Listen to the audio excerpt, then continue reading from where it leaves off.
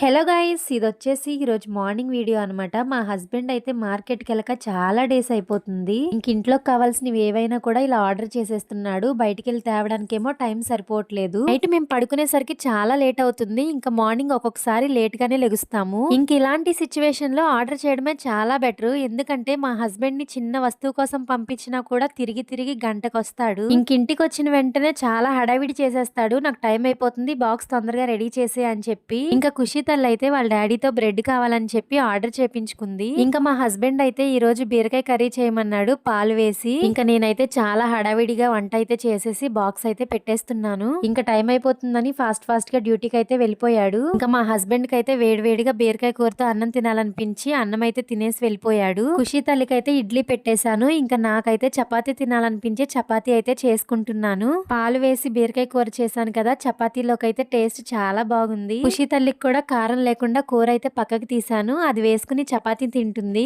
Okay guys, ఈ video ఇంతే. ఇంకా బై బాయ్.